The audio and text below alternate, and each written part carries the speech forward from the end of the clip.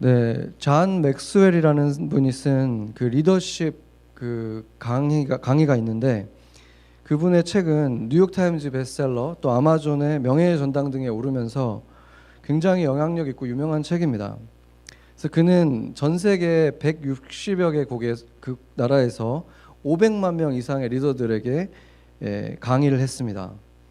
그분의 그 리더십 강의에 그 중요한 부분이 있는데 리더를 5단계로 나누고 있습니다. 첫 번째 단계 리더는 지휘형 리더십입니다. 이들은 리더라기보다는 상사, 보스라고 할 수 있죠.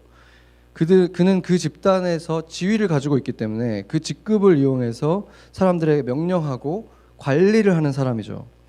뭐 지위나 직함을 갖는 게 나쁜 것은 아니지만 이 사람들은 그 지위가 없이는 아무런 영향력을 끼치지 못하는 사람들이 여기에 해당하는 것입니다.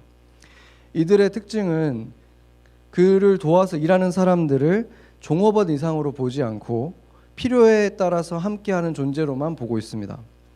그래서 이들은 자신의 자리를 빼앗길까 봐 굉장히 불안해하고 그렇기 때문에 뭐가 잘못되면 다른 사람을 탓하고 공적은 다 자신의 공으로 돌리는 이런 행태를 보이고 또 자신보다 뛰어난 사람들이 있는 것을 못 견뎌하죠. 고학력자라든지 뛰어난 사람들과 같이 일하는 것을 힘들어합니다.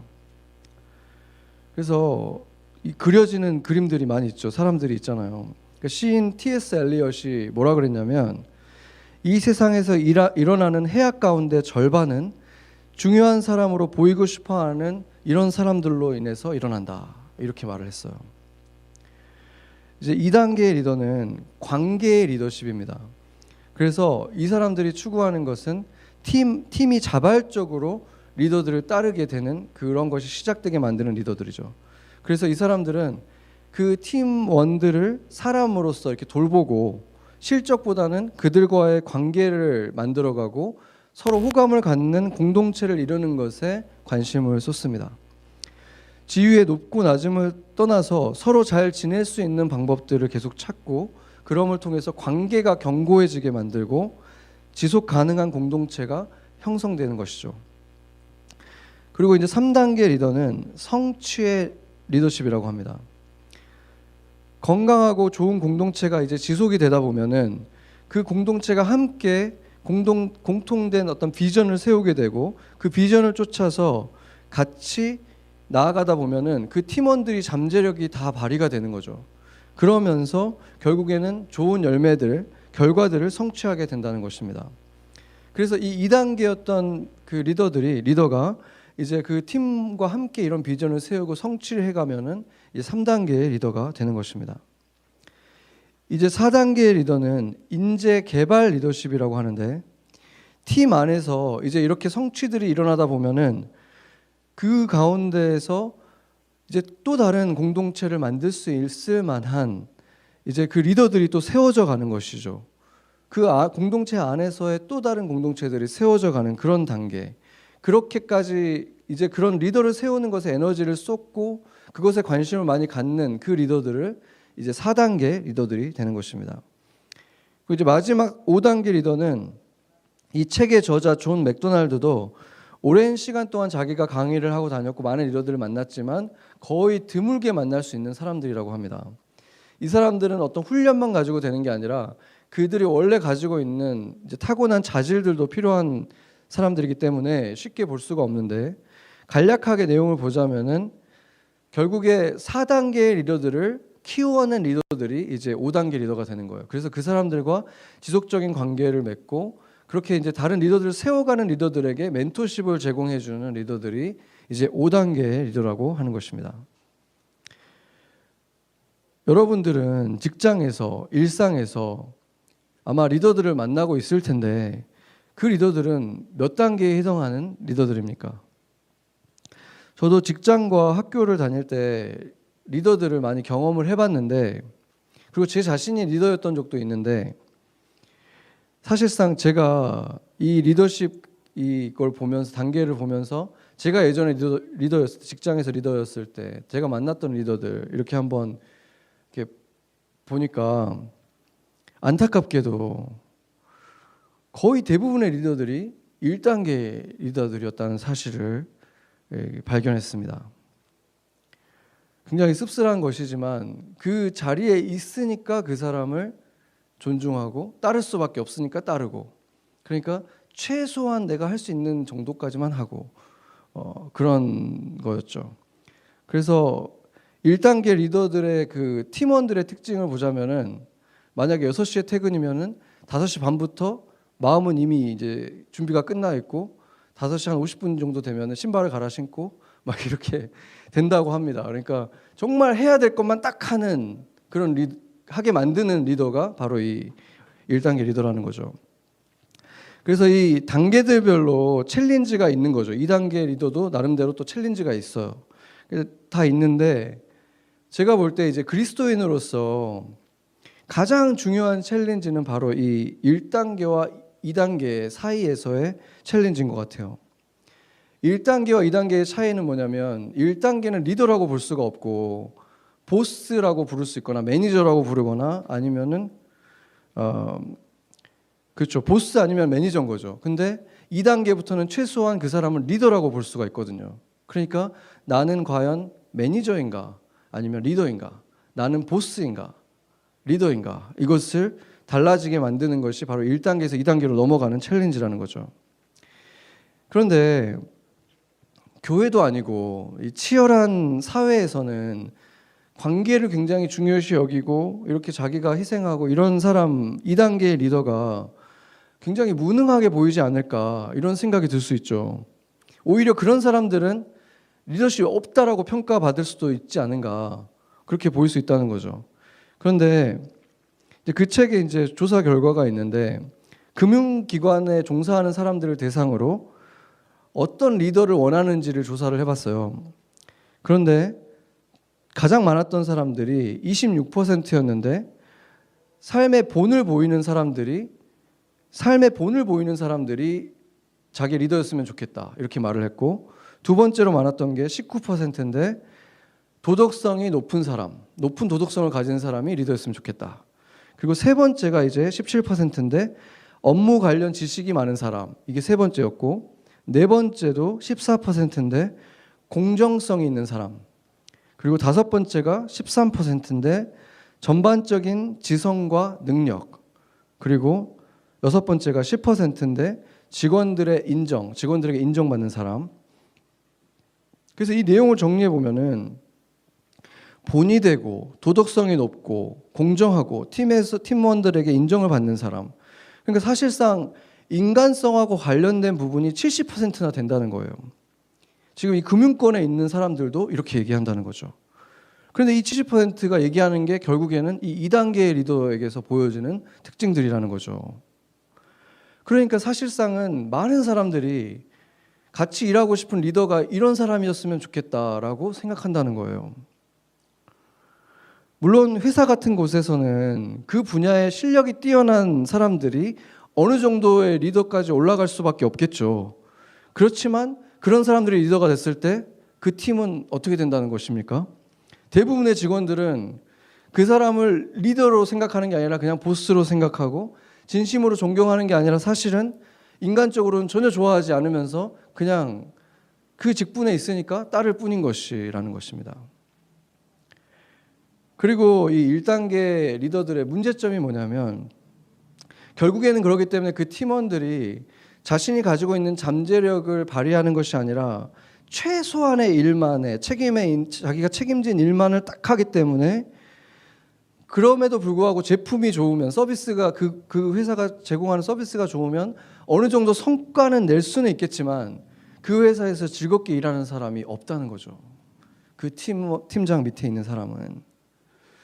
그래서 존 맥스웰의 주장에 의하면 어떤 기관이든지 먼저 서로에게 호감을 가질 수 있는 관계를 형성하는 것이 필요하고, 그것을 바탕으로 인해서 어떤 높낮이가 아니라 하나의 팀이 돼서 하나의 비전을 가지고 같이 나아갈 때 그 팀의 분위기만 좋아질 뿐만이 아니라 실적도 좋아질 수 있다. 잠재력이 최대한 발휘되기 때문에 더 많은 역량들을 발휘하게 된다. 그렇게 얘기하고 있습니다. 그렇기 때문에 2단계가 우선시돼야 된다고 얘기하는 거죠. 그런데 우리가 이 내용을 가만히 들어보면은 너무 은혜롭잖아요. 이 얘기들이 지금. 그렇죠? 그래서 사실은 이 내용이 보면은 제자를 세우는 그런 내용하고 너무 비슷하게 느껴지지 않습니까? 왜냐하면은 이 잔 맥스웰이라는 분이 사실은 목사님이시거든요.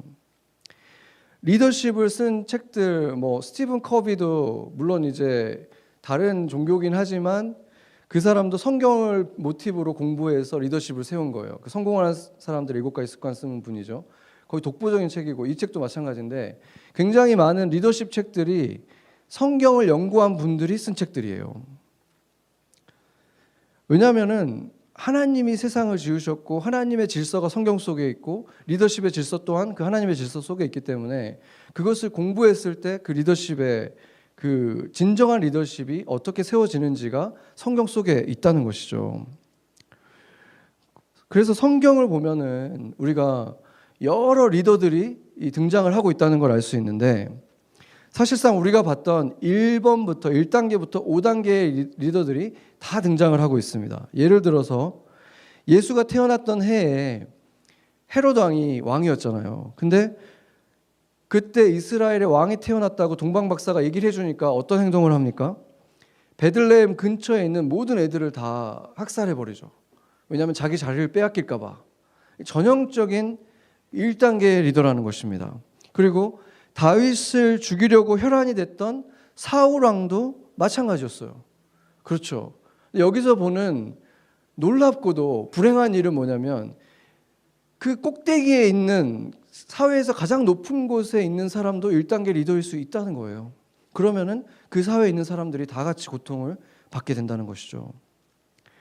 이 반면에 세례 요한이라든지 바나바 같은 사람을 보면은 다른 사람들을 세워주는 것을 굉장히 기뻐했죠. 이 바나바 같은 경우는 이 바울이 완전히 이렇게 자기의 능력을 다 발휘할 수 있도록 정말 옆에서 서포트를 해준 사람이고 이 사람이야말로 정말 5단계 리더의 본보기라고 할 수 있는 사람입니다. 그리고 바로 참된 리더는 예수님이셨죠. 예수님에게서 우리는 리더십을 배울 수 있는 것입니다. 그런데 오늘 본문에서 보면 예수님께서 이 회당에서 가르치실 때 이 상황을 보면은 예수님에게 지위라는 것이 존재하지가 않았잖아요. 지위가 전혀 없었죠. 오피셜한 타이틀이 없었어요. 그분의 외모도 어떤 의복 입고 있는 옷도 그리고 집안 내력도 뭐 이분이 가지고 있는 직분도 어느 것 하나도 유대인들이 그런 걸 다 중요시 여겼거든요. 외모를 굉장히 중요시 여겼습니다. 유대인들이. 그런데 외모, 스펙 어느 것 하나도 예수님이 그곳에서 가르칠 만한 자격이 되지가 않았다는 거죠. 그렇기 때문에 그곳에 서서 가르칠 수 있었던 것만으로도 사실은 굉장히 기적이라고 볼 수 있는 상황이었습니다. 그런데 그럼에도 불구하고 예수님이 거기 섰을 때 사람들은 이전에 경험하지 못했던 권위를 느꼈다는 거예요. 왜 이전에 느끼지 못했던 권위냐면은 뭐라고 얘기하냐면 서기관들이 갖고 있지 않았던 권위라는 거예요. 근데 사실은 서기관이 권위를 가지고 있었거든요. 율법학자 서기관들이야말로 오피셜 타이틀을 가지고 거기서 가르칠 권위를 가지고 있었는데 그 사람들이 가진 권위가 아닌 뭔가 다른 권위를 이 예수가 가지고 있었다라고 모든 사람들이 느꼈다는 거예요. 그러니까 이게 굉장히 권위라는 똑같은 말을 쓰고 있지만 보통 사람들이 쓰는 권위와 이 권위는 지금 다른 것이다라는 것을 보여주는 것입니다. 이 권위의 특징은 타이틀이 없는 사람에게 주어졌다는 것이고 또 하나의 특징은 예수를 전혀 모르는 사람에게도 그 권위가 느껴졌다는 것입니다. 이렇게 무수 사람들이 다 예수의 권위를 느꼈는데 만약에 이 권위를 느낀 시점이 예수님이 이 마귀를 쫓아낸 이후였다면은 그걸 봤으니까 그걸 보고 놀래가지고 저분 정말 대단한 분이다. 이렇게 됐다면은 그것 때문이라고 얘기할 수 있지만 그 시점이 그 이전이에요. 그렇다면은 지금 이 권위는 어디에서 나온 권위이겠습니까? 이 장면을 잠잠하게 묵상을 해보면은 예수님은 어떤 표정을 짓고 계셨을까? 예수님은 어떤 몸동작을 하고 계셨을까? 그런데 우리가 묵상을 해보면 그분의 그 음성이 막 우렁차가지고 막 소리를 지르고 계신다거나 아니면 막 눈을 부릅뜨고 막 꾸짖고 계시는 그런 모습이 아니잖아요.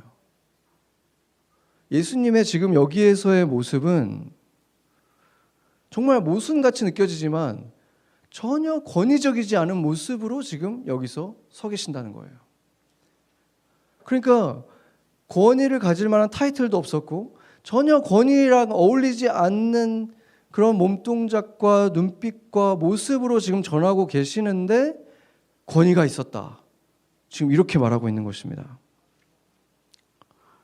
예수님이 어떤 분이었는가를 우리가 생각을 해보면 예수님은 하나님과 동급이라고 그러셨거든요. 하나님과 동질의 분이다.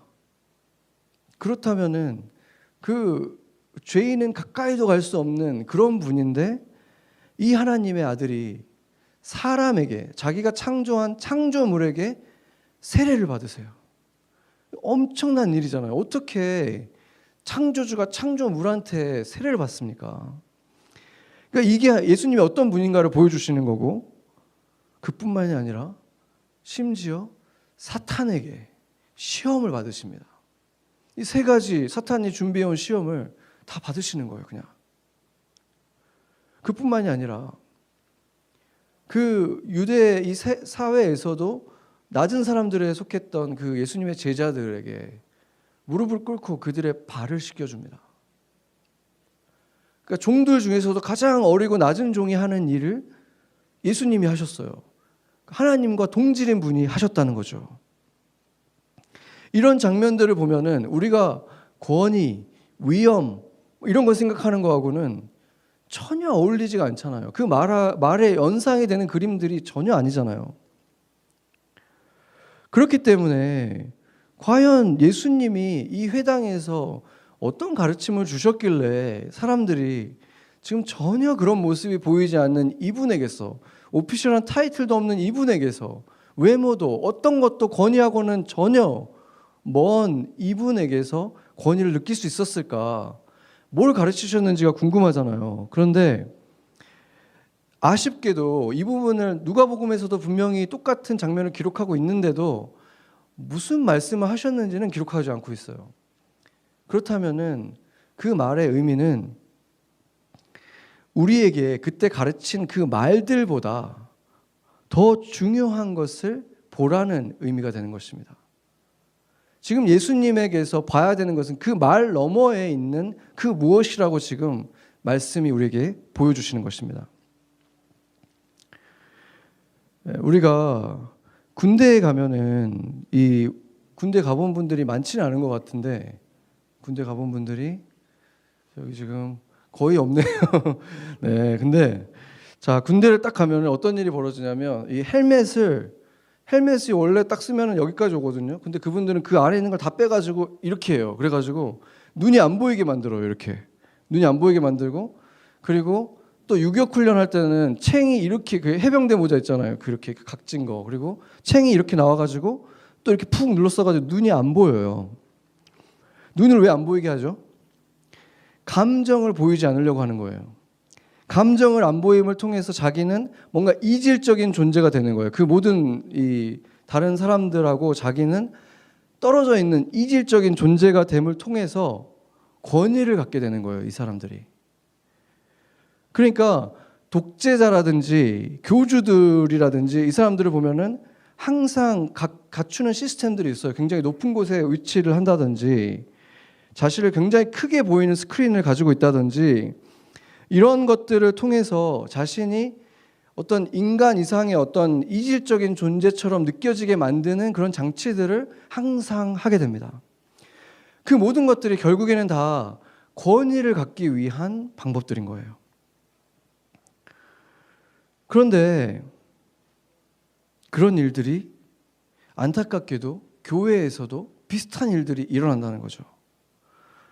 교회에서 발생하는 많은 문제들도 보면은 결국은 그런 장치가 있는 상태에서만 그 목사님을 보게 되는 경우가 너무 많아졌다는 거예요. 현대의 교회 보면은.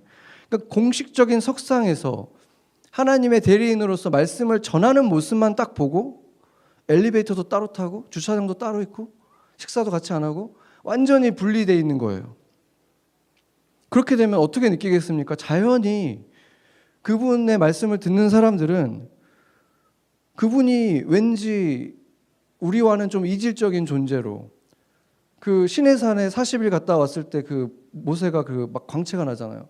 그런 슬쩍 그런 영광을 그분이 갖게 되는 거예요. 그런데 문제가 일상에서 그 사람을 만나게 되면은 그분도 사실은 한 마리 양이거든요. 주님에게 양육을 받아야 될 이 역할을 하고 있지만 한 마리 양인 것은 똑같은 것이고 주님에게 한 명의 성도인 것인데 그 부분의 모습은 전혀 안 보이고 이 대리자의 모습만 딱 보인다면은 결국에는 그 자신도 감당할 수 없는 그 권위를 갖게 돼 버리는 거예요. 그런데 이 권위는 예수님이 가지고 있던 그 권위하고는 다른 권위죠. 제가 한국에서 다녔던 교회도 교인이 3만 명이나 되는 교회였어요. 초대형 교회죠. 어느 날 새벽 기도가 끝나고 나서 제가 교회 식당에서 이렇게 식판 거기서 이제 오뎅국을 나눠줬거든요. 새벽 기도에 오면은. 그래서 기도 끝나고 이제 오뎅국을 딱 떠가지고 이렇게 가다가 바로 앞에서 그 담임 목사님을 딱 마주친 거예요. 제가 어떻게 됐냐면 몸이 경직이 돼가지고 갑자기 식판을 거의 엎을 뻔한 거예요. 너무 떨려가지고. 왜냐하면 맨날 저 멀리에 있는 분을 보고 내 앞에 있는 TV로 얼굴은 또 보고 이렇게 두 가지로 이렇게 항상 보던 분을 바로 앞에서 이렇게 딱 마주치니까 순간 너무 몸이 이렇게 떨린 거예요. 제가 정말 부끄럽더라고요. 나중에 지나고 나서도 그게. 그런데 제가 그때 그 느꼈던 그것이 예수님이 가지고 있었던 그 권위였겠습니까? 안타깝게도 불행한 일이지만 나중에 이제 그때 당시에 그분이 여러 가지 잘못된 행동들을 하고 있었던 것이 이제 드러났고 결국은 그분이 그때 당시에 그렇게 거룩한 분이 아니었다는 것이 드러났는데 결국은 제가 그분의 가까이 갔을 때 범접할 수 없는 사람에게서 느끼는 것처럼 그런 것을 느꼈던 것이 그것은 결국 성령에서 온 거룩함에서 온 위엄이라든지 권위가 아니었다는 것입니다. 그런 일들은 연예인을 볼 때도 일어나잖아요. 연예인이 갑자기 앞에 나타나면은. 그렇다면은 진정한 권위는 무엇이고 어디에서 오는 것입니까? 우리가 지금 권위라는 단어가 우리에게 너무 익숙하기 때문에 이것을 이제 생각하려면은 거꾸로 좀 생각해 보면 이해하기가 쉬울 수 있어요.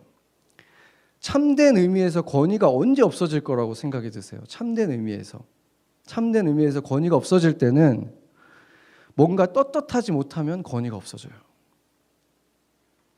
그러니까 자신이 똑같은 잘못을 지금 저지르고 있는데 누군가를 꾸짖잖아요. 지금 내가 방금 그걸 하고 그 사람을 내가 꾸짖으면은 나한테는 권위가 없죠.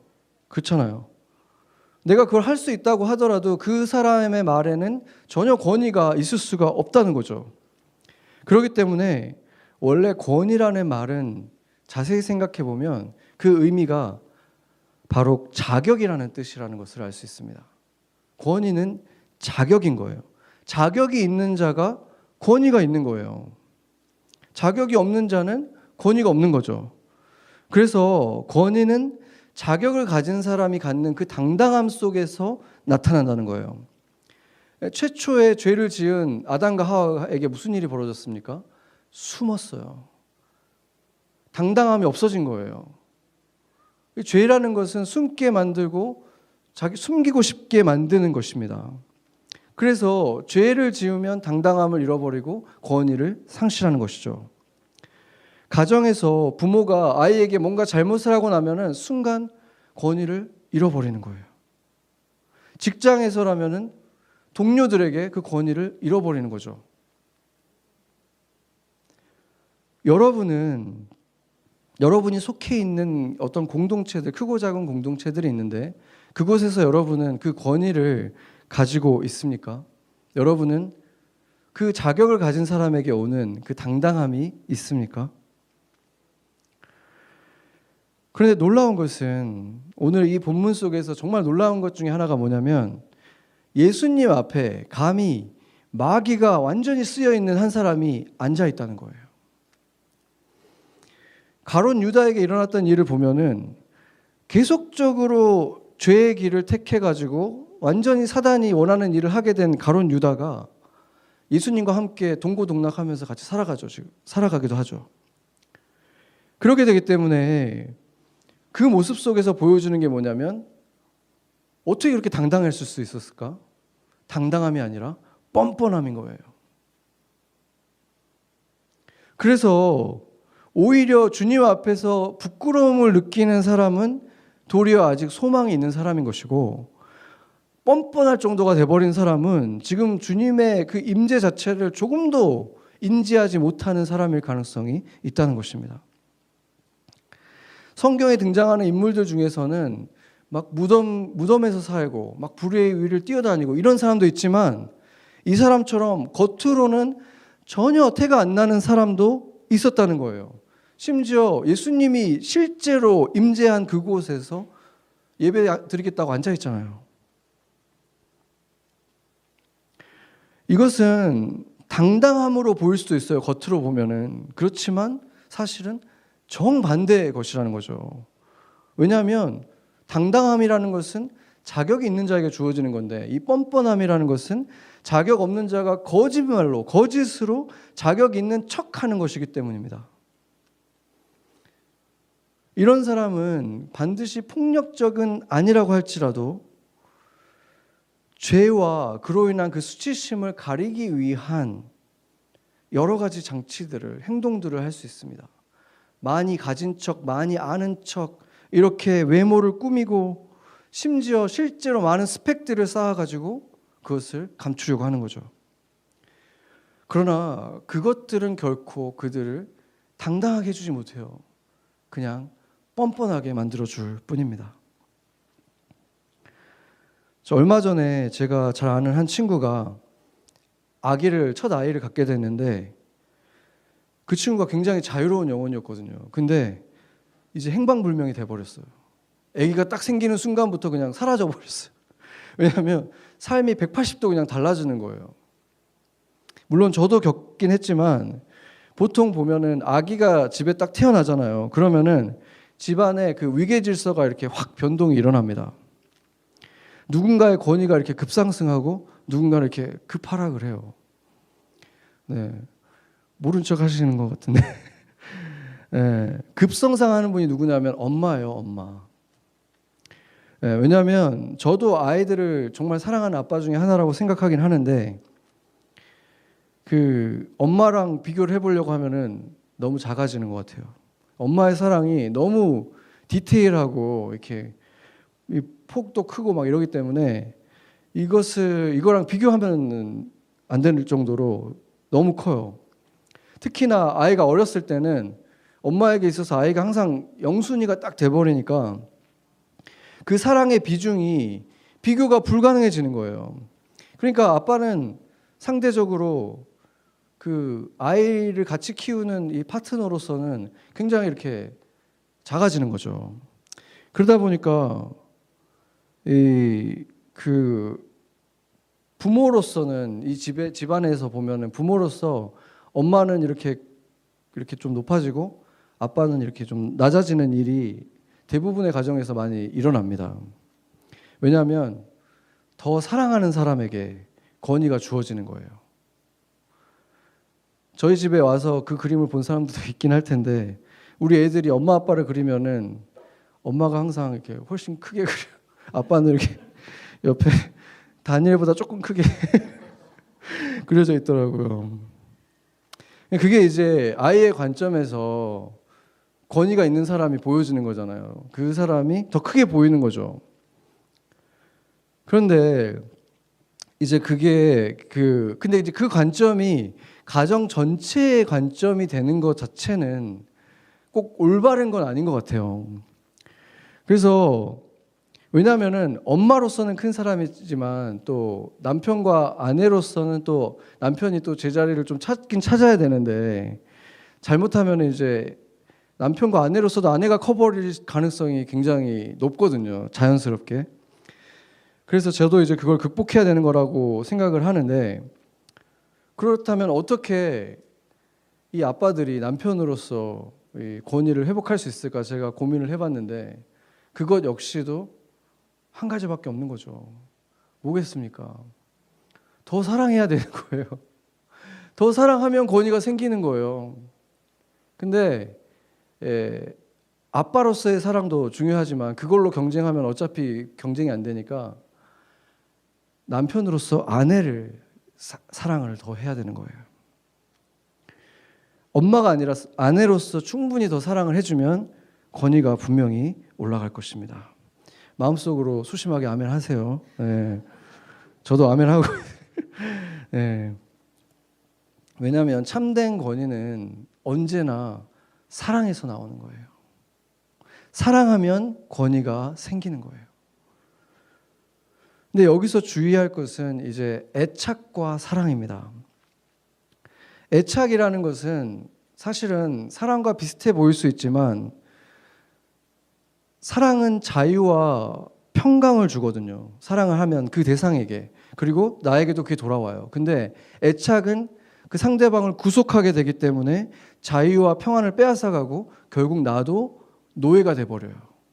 그게 애착입니다. 우리가 그리스도인이라는 이름이 그리스도의 것이라 그랬잖아요. 그래서 우리가 주님을 주인이라고 부르고, 우리가 예수님이 우리의 주인이 된 것이 십자가라는 대가를 치르고 예수님이 우리를 사셨잖아요. 값을 주고 샀다고 성경이 말하고 있죠. 그러니까 법적으로도 우리는 주님의 것이 됐어요. 그런데 그뿐만이 아니라 십자가는 또 뭐라 그러냐면 하나님의 사랑을, 우리를 향한 하나님의 사랑을 십자가를 통해서 확증하셨다라고 말을 하거든요. 그러니까 이것은 뭐냐면 법적으로 우리의 주인이 됐을 뿐만이 아니라 우리를 그렇게 사랑하심으로 우리에 대한 권위를 갖게 되셨다. 지금 이렇게 말하는 것입니다. 그래서 예수님께서는 그렇게 우리를 사랑하심을 통해서 우리에 대한 권위를 갖게 되신 거예요. 지금 그 시나고기에 있는, 그 회당에 있는 모든 사람들 중에서 예수님이 그들을 가장 사랑하셨거든요. 그렇기 때문에 그들을 바라보는 눈빛에서 그들은 그들의 엄마도 줄 수 없는 그 사랑의 눈빛을 발견한 거예요. 그 권위를 경험한 거예요. 그 눈빛은 두려움을 주는 눈빛이 아니었습니다. 정죄의 눈빛이 아니었어요. 구원하기 위한 사랑의 눈빛. 용서할 준비가 되어 있는 눈빛. 예수님이 십자가에서 뭐라고 하셨습니까? 자기를 지금 못 받고 매달은 사람들에게 대해서 하나님에게 그러잖아요. 주님, 저들을 용서해 주세요. 저들은 자기들이 지금 뭐 하는지도 몰라요. 그게 바로 지금 회당에서 사람들 앞에서 보이신 예수님의 눈빛이었습니다. 당당하고 겸손하고 사랑으로 채워져 있는 그 예수님의 눈빛은 죄인들이 볼 때도 사랑이다. 그 권위를 느꼈다는 것입니다. 요한복음 1장 12절 한번 같이 읽어보겠습니다. 영접하는 자, 곧 그 이름을 믿는 자들에게는 하나님의 자녀가 되는 권세를 주셨으니. 아멘. 우리가 정말 사형리에서 항상 암송했던 구절인데, 여기에 이 권세가 권위라는 말하고 똑같은 단어거든요. 원어로 보면. 예수를 영접하는 자에게, 예수를 믿는 자에게 하나님의 자녀가 되는 그 권위를 주시겠다. 주시기 원하는 그 눈빛으로 바라보고 계신다는 것입니다.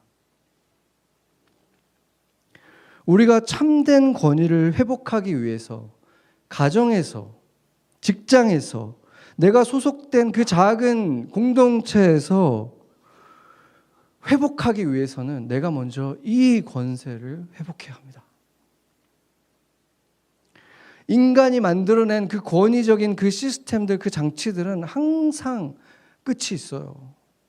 영원한 독재자가 없고 영원한 그런 이단 교주가 없는 것처럼 그거는 언젠가 끝나요. 그렇지만 하나님이 나에게 준 자녀의 권세를 가진 사람들은 영원히 샘솟는 거예요. 그것을 내가 먼저 누릴 때 내가 속한 곳에서 그것을 계속해서 퍼줄 수 있는 거예요. 그 사랑의 눈빛을 다시 찾을 수 있는 거예요.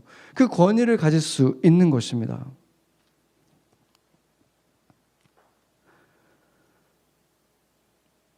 우리 동네의 작은 우체국에는 아시아 분으로 보이는 연세가 좀 있는 여자분이 있어요. 약간 이제 거의 할머니 같은 연세가 있는 분인데 얼굴 표정이 약간 딱딱하고 특유의 억양도 좀 있어요. 그래서 좀 알아듣지 못할 때도 있기는 있는데 거기 우체국이 작아가지고 항상 줄을 서는데 줄을 서서 기다릴 때는 창구가 이제 한 두세 개 있으니까 저분에게 갔으면 좋겠다.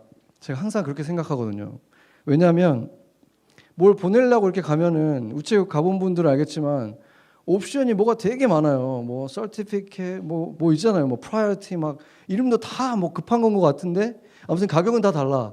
뭐 이런 게 있어요. 그래서 막 물어보잖아요. 그럼 뭐 할까요? 물어보면은 멍해지거든요. 근데 우물쭈물하고 있으면 이분이 무슨 목적이냐 뭐 이런 걸 물어봐요. 언제까지 가야 되냐. 그래서 뭐 트래킹이 필요하냐 안 하냐 이런 걸 하고 나서 그거를 주면 그분이 정말 가장 좋은 거를 저한테 추천을 해줍니다. 그래서 제가 뭔가를 또 빠뜨리거나 뭐 기록해서 뭔가 이렇게 신청하고 할 때 빠뜨리면은 그거를 이 옆에 가서 쓰라 그래요. 그냥 다시 써가지고 와라 이게 아니라 옆에서 쓰고 완성하면 줄 서지 말고 갖다 줘라 이러고 또 시간이 좀 걸리는 일을 하고 있을 때면은 줄을 딱 본 다음에 우표 사러 온 분들도 있고 있는데 정말 가끔 가다가는 물어봐요. 간단한 일 볼 사람 누구 없냐. 그래서 있다 그러면 그 사람은 그냥 내가 쓰고 있는 동안에 그냥 사가지고 가게 해줘요. 그러니까 아무한테도 방해를 안 하고 그냥 일이 빨리빨리 진행되게 해주는 그런 일들을 하는 거예요. 그러니까 까다롭게 충분히 굴 수 있고 우리 삶을 굉장히 어렵게 만들 수도 있는 곳에 있는 분인데 굉장히 그거를 부드럽게 해주는 분인 거예요. 그래서 저도 이제 그런 분들 되게 많이 만나잖아요. 우리 뭐 관공서 가고 막 이러면은 정말 그거 하나 가지고 막 3시간 줄 섰는데 뭐 DMV 이런 데 가봐요. 알죠? 그러니까 그런 분들도 있는데 이런 분들이 있는 거예요. 이런 분이 DMV 일해야 되는데 진짜. 근데 아무튼 이분을 제가 보면서 이분은 정말 좀 그런 하트가 있는 좋은 분이다 이런 생각을 제가 했거든요. 그래서 크리스찬이 아닐까 생각을 했는데 제가 이번 주 금요일 날 제가 여권을 만드느라고 가게 된 거예요. 또 내심 이분이 걸렸으면 좋겠다 했는데 이분이 딱 걸렸어요. 그래가지고 했는데 역시 제가 뭔가를 안 썼어요. 그래가지고 그 설명에는 안 써도 된다 그랬는데 막상 가니까 써야 된다 그러더라고요. 그래가지고 이제 썼는데 그런 거가 되게 많잖아요. 근데 이제 이분이 그게 이제 좀 시간이 걸리니까 저한테 제 거를 이제 서류를 딱 보더니 거기에 이제 직업란에 패스터라고 써 있으니까 갑자기 표정이 굉장히 밝아지시면서 목사님이냐고 그러는 거예요. 그래서 목사님이 목사다 제가 그랬더니 잠깐 이제 그러면서 대화를 잠깐 나눴어요. 그러면서 이 자기 교회 자랑을 막 하시더라고요. 자기 교회 여기 있는 교회에 다니는데 너네 교회는 어디니 막 이렇게 물어보고 하더라고요. 근데 진짜 되게 좋은 교회더라고요. 왜냐하면 교회가 되게 오래됐는데 교회가 이렇게 조금씩 사람들이 많아지니까 목사님이 그랬대요. 내가 이 사람들을 다 사랑으로 섬길 자신이 없는데 이 동네 사람들이 좀 가까운 데서 좀 모이면 여기에 개척을 좀 해주면 안 되겠냐. 교회 부탁을 해가지고 그래가지고 몇 개의 교회를 개척을 했대요. 그러니까 그걸 듣고 제가 정말 멋지다. 대부분은 조금 외곽 지역에다가 큰 건물 지어가지고 다 집어넣으려고 그러는데 이분은 참 야망이 없이 정말 이렇게 순수하게 그렇게 하시는구나. 그러니까 이런 성도가 있지 이런 생각을 제가 좀 했어요. 근데 이 일을 이제 다 보고 나서 제가 이제 떠나는데 그분이 또 기도를 부탁을 하시더라고요. 자기 아들이 지금 좀 마음이 되게 좀 힘든 상태에 있나 봐요. 그래가지고 교회를 안 다니는데 좀 기도해달라 그래가지고 이름을 적어가지고 이제 제가 차로 돌아와서 이제 그분이랑 만났던 걸 제가 메모를 하고 기도 제목을 적고 기도를 하는데 딱 그 마음이 드는 거예요. 저분이야말로 저곳에서 누구보다도 참된 권위를 가지고 있는 분이구나. 우체국에 찾아온 사람들은 항상 뭔가를 빼먹고 오기도 하고 복잡한 옵션들 들으면 머리가 멍해지고 항상 그러잖아요. 근데 그 서비스에 대해서 너무 잘 알고 있는 그분이 최선의 방법을 그 사람들한테 제공해 주는 걸 통해서 그분한테 맡기면 그분이 창구에 딱 가면 마음이 너무 편한 거예요. 아, 오늘은 내가 하려고 한 거 다 이루고 가겠다. 딱 이런 마음이 들잖아요. 그러니까 우체국 클럭이라는 것이 사회적으로 막 높은 신분의 직업은 아니잖아요. 그렇지만 그리스도인답게 그 일을 해나가면 많은 사람들의 삶에 이렇게 좋은 영향을 끼치고 참된 권위가 이렇게 만들어진다는 것입니다. 제가 미국 영어 표현 중에서 좋아하는 표현들이 몇 개 있는데 그 중에 하나가 You made my day예요. 생각해보니까 제가 그분한테 그 전에 몇 번 그 말을 한 적이 있어요. 근데 그 말의 의미를 한번 생각해 보세요. You made my day. 그 말은 오늘 내 하루가 당신 때문에 행복해졌어요. 이 말이잖아요. 근데 그 말을 쓸 때는 대부분 다 아주 작은 친절을 우리가 받았을 때 그런 거예요. 그렇죠? 그냥 안 해줘도 되는 건데 해주니까 너무 고맙잖아요. 작은 일이지만 그것까지 안 해도 되는데 그걸 해주니까 고마워서 그런 표현하는 게 You made my day예요.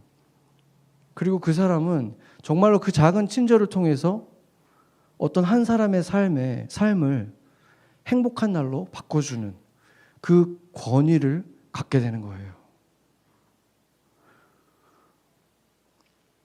여러분의 직장 상사들이나 동료들 대부분은 아마도 저도 직장 생활을 하면서 이제 직장이 끝나고 나서 대화의 대상들이잖아요. 대화라고 말해도 될지 모르겠지만 그렇죠. 그 대상이죠. 이렇게 하는 대상인데 그분들의 대부분의 사람들의 그 목적이 뭡니까? 그 직장에 있는 목적. 돈을 벌기 위해서 아니면 조금 있다가 좀 더 좋은 연봉을 받고 좀 조건을 가진 직장으로 옮기기 위해서 그게 그 직장 생활의 대부분의 사람들의 목표일 거예요. 그런데 여러분은 그게 목적이면 안 돼요. 여러분은 그리스도의 것이기 때문에 그게 목적이 되면 가장 먼저 여러분이 불행해져요. 여러분 안에는 영원한 생명이 있기 때문에 흘려보내야 될 게 있기 때문에 그렇게 똑같이 살아가면 여러분은 너무 불행해지는 거예요. 결코 주님이 주고 싶은 평안과 기쁨을 누릴 수가 없게 되는 거예요. 하나님을 저도 몰랐던 때가 있었고 그 사람들이 어떻게 그걸 푸는지 저도 너무 잘 알아요. 그 사람들은 인생은 원래 그런 거야 하면서 한잔하고 잊어버리고 또 그런 일 있으면 또 그렇게 한잔하고 또 잊어버리고 그렇게 살잖아요. 그 사람들은 그냥 그렇게 살면 돼요. 근데 우리는 인생이 그런 거라고 믿는 사람들이 아니잖아요. 인생이란 그런 거 이상이라는 걸 아는 사람들이잖아요. 그렇기 때문에 그렇게 한다고 우리는 풀어지지가 않는다는 거예요. 그래서 여러분은 어디서든지 그게 정말 2명밖에 안 되는 공동체든 큰 공동체든 어디서든지 간에 2단계의 리더가 되기 위해서 살아야 됩니다. 어디서든지 먼저 거기에 있는 사람들에게 관심을 가져야 됩니다. 그 사람들을 돌보는 것에 더 많은 에너지를 써야 되는 거예요. 시간이 오래 걸린다고 생각하면 장기전으로 생각하고 마라톤을 하듯이 천천히 조금씩 에너지를 쓰면서 가는 거예요. 그렇게 공동체를 만들어가는 리더가 돼야 되는 것입니다. 여러분이 리더의 자리에 있지 않아도 마찬가지예요. 지위가 없어도 예수님이 보기에는, 주님이 보시기에는 바로 여러분이 그곳에서의 영적 리더이기 때문입니다. 예수님도 타이틀 없이 지금 리더였어요. 제자들도 다 마찬가지예요. 그들에게 공식적으로 제사장 아니었잖아요. 율법 학자 아니었잖아요. 바리새인 아니었잖아요. 그렇지만 그들은 그 낮은 곳에서 섬겼어요. 여러분이 리더의 자리에 있다면 더욱, 아니더라도 내가 그곳의 영적 리더라고 생각하면서 그 공동체를 어떻게 사랑의 조금이라도 더 사랑의 공동체로 만들 것인가 기도하고 고민해야 됩니다. 그리고 매일 만나는 그들이 주님이 나한테 사랑하라고 맡긴 이웃이 아니면 도대체 누가 이웃이겠습니까? 지금 회중 앞에 선 예수님의 눈을 마주하시기 바랍니다. 예수님이 지금 나에게 뭐라고 말씀하시는지 그 음성을 듣기를 바랍니다. 예배는 그런 것입니다. 그분의 권위가 여러분에게 요구하시는 순종은 결국 얼만큼 순종했는지에 따라서 여러분에게 평강으로, 기쁨으로 돌아오는 것입니다. 여러분이 참된 권위를 가져야 할 그곳은 어디입니까? 그 대상은 누구입니까? 그곳에서 나는 어떻게 주님이 나에게 주신 그 참된 권위를 회복하실 것입니까? 그것을 같이 묵상하시는 한 주가 되시기를 축원합니다. 같이 기도하시겠습니다. 기도를 몇 가지 같이 하도록 하겠습니다. 먼저 잠잠히 침묵 기도를 하겠습니다. 오늘 주님이 주신 이 말씀이 이 공동체, 우리 교회에 어떤 것을 요구하시는지에 대해서 듣는 기도를 하는 시간 같이 갖도록 하겠습니다. 기도하겠습니다.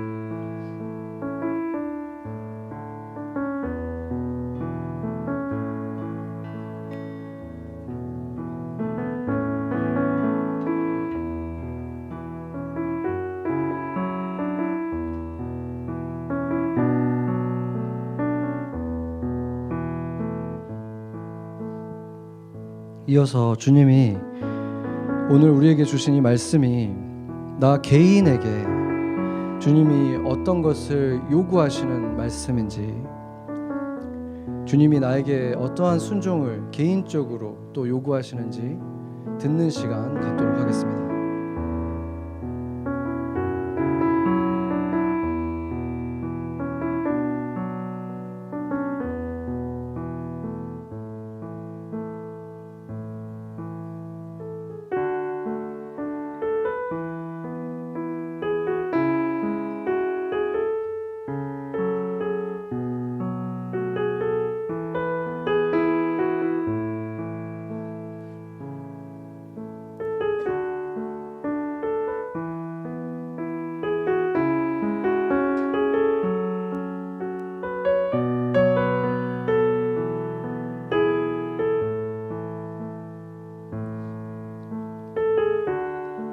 고여있는 물이 썩듯이 이 영원한 생명수가 흘러나와야 되는 이곳이 흘러나가지 못하고 나에게서 멈춰 있다면 그것이 우리에게 주는 고통은 표현할 수 없을 정도입니다. 우리 안에서 차오르는 그 영원한 생명의 물줄기가 우리를 통해서 계속해서 흘러나갈 수 있도록, 교회가 세상에서 복음을 전하지 않고 사랑을 전하지 않고 있으면 썩는 것처럼 내 개인도 내가 그리스도를 위해서 누군가를 사랑하고 누군가에게 권위 있는 자, 참 사랑하는 자가 되어주지 못하면 나 또한, 내 영 또한 깨어나서 흘러가지 못하면 고통 가운데 놓이게 됩니다. 우리가 내 영이 살아나서 흘러갈 때 어떤 모습이 될지 그것을 꿈꾸면서, 주님과 함께 꿈꾸면서 내가 그런 자 되기를 원한다, 나에게서 차올라서 흘러넘치고 다른 사람에게까지 흘러가도록 그 흘려보낼 사람들을 생각하며, 그렇게 흘려보낼 나를 생각하며 같이 기도하도록 하겠습니다. 같이 기도하겠습니다. 하나님 아버지, 주님, 우리가 흘려내주는, 우리가 영적인 파운틴이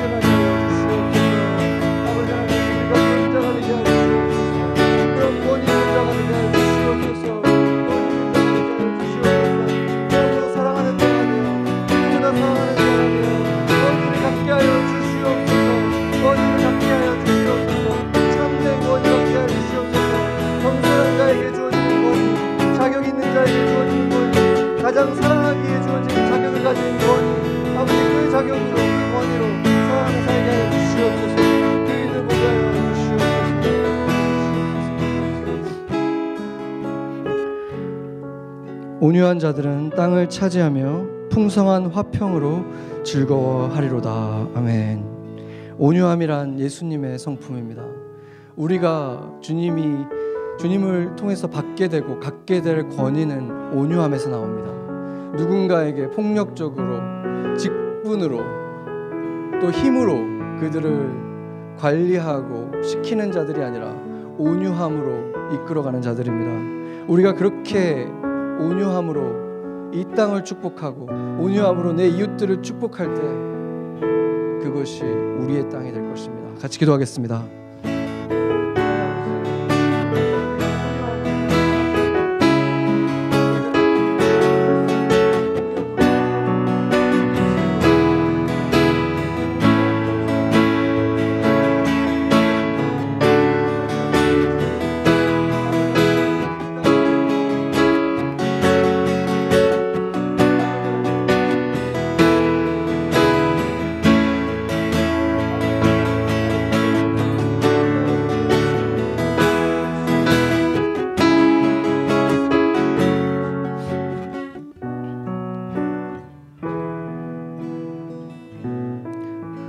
우리가 더욱더 온유함으로 주님의 온유함으로 예수 그리스도의 온유함으로 가정에서 또 직장에서 주일에도 그리고 월요일에도 그러한 사람이 되기 원합니다.